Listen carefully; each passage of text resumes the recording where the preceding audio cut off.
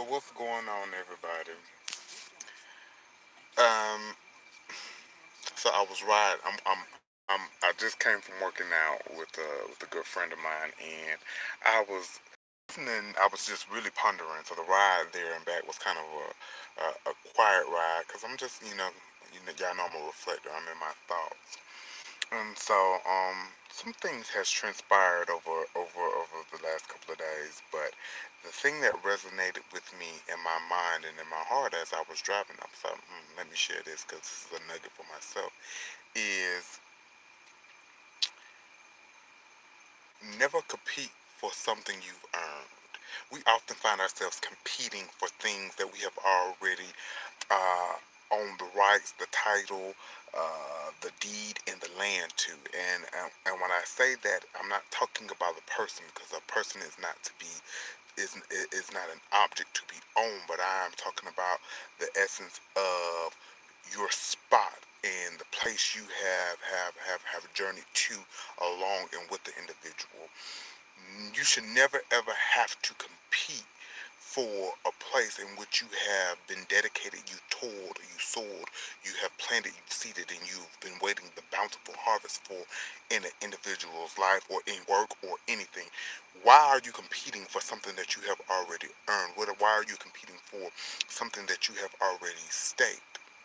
And what I mean by this, I'm gonna break it down to you in this manner. We compete, and I say we collectively, including myself, we tend to compete for things in which we have already earned. And many of us, men and female, men and women, we find individuals, or we fall in love, or we court, we date, whatever like that, and we are doing our due diligence. And what I mean by that is we are presenting ourselves in the manner in which we want to be ranked, or we want to be observed as. And what I mean by this, when you want to be someone's partner, um, let's start off at the basics. When you want to be someone's boyfriend or girlfriend, you present yourself as a boyfriend and a girlfriend. You do things that you believe or that has been articulated through communication of what a boyfriend or a girlfriend entails. And so, therefore, if you are meeting the standards, or if you are giving of yourself what that individual says they want and they need, then you have earned, you have tilled, you have soiled, you have put forth the effort to be in that spot. Now, whether they choose you or not, that's on them. That's an issue on their part. But if you have presented yourself in the manner in which you could be considered, or that you should be placed as that boyfriend or their girlfriend, and they discard you, or they bump you down to other things. And what I mean by this is you are that person's boyfriend or girlfriend, and you've presented yourself that you have showed yourself truthful and worthy to be that individual's boyfriend and girlfriend, but yet you got to compete with the baby mama. You got to compete with the streets. You got to compete with their love of money. You got to compete with their narcissism. You have to compete with so many other things.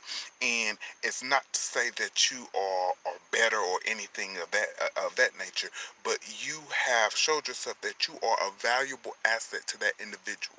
And if that individual can't see you as an asset, not a liability, but you have proven yourself to be an asset, not perfect, but an asset to that individual, and yet you are discarded, pushed aside, belittled, looked over, whatever that is, then that means that's a clear indication, that's a clear sign of where you stand in that person's life.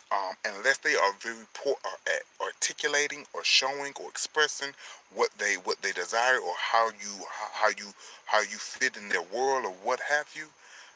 But when you start competing for a person's attention, my great grandma used to always say, "Where a man's wallet is where his heart is." And of course you have some here and there mishaps, and I understand the essence of what she's saying.